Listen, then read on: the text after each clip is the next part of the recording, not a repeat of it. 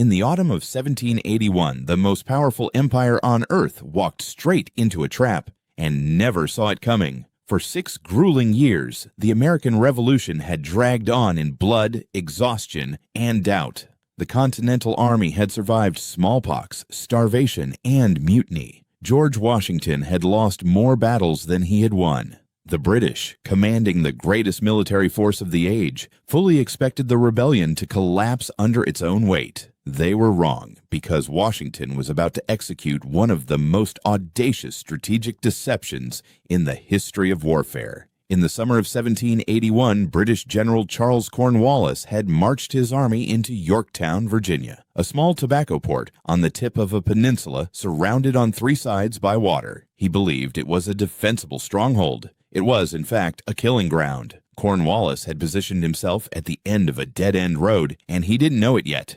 Washington knew that to win the war, he needed one decisive blow, not a skirmish, not a raid, but total annihilation of a British field army. The opportunity had arrived. His French ally, Admiral François de Grasse, was sailing north from the Caribbean with a fleet of 28 warships and 3,000 troops. If that fleet could seal off the Chesapeake Bay, Cornwallis would have no escape by sea. But the British held New York, and they were watching Washington's every move.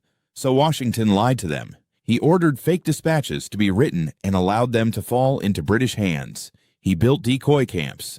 He positioned troops as if preparing to assault New York City. The British commander in New York, General Henry Clinton, held his forces in place, completely convinced the main attack was coming his way. By the time the British realized the truth, Washington's entire army, Americans, and 7,000 French soldiers under the Comte de Rochambeau had already slipped south, marching nearly 500 miles in 4 weeks. On September 5th, 1781, the French and British fleets collided at the mouth of the Chesapeake Bay in a thundering naval engagement that would quietly decide the fate of a nation.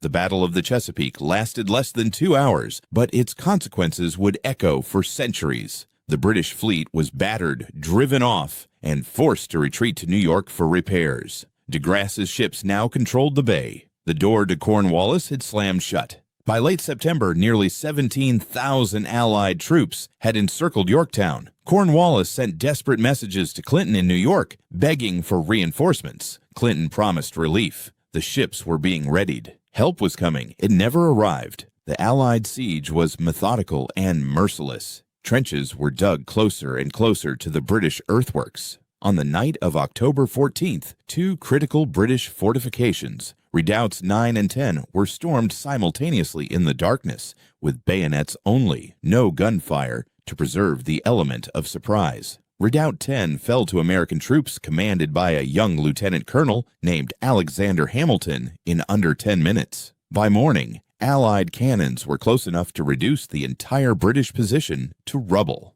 On October 17th, 1781, 4 years to the day after the British surrender at Saratoga, a single British drummer boy climbed to the top of the earthworks and began to beat a signal, the call for parley. The guns went silent. A white flag appeared. Cornwallis, who would later claim he was too ill to attend, sent a subordinate to handle the surrender. On October 19th, nearly 8,000 British and Hessian soldiers laid down their arms. As they marched out in formal surrender procession, the British band played an old English children's tune called "The World Turned Upside Down." It was, perhaps, the most accurate song they could have chosen. The American Revolutionary War would not be formally concluded until the Treaty of Paris in 1783. But the fighting was over. Yorktown had broken Britain's will. A nation that did not yet exist 6 years earlier had defeated the most powerful military empire in the world through endurance, deception, alliance,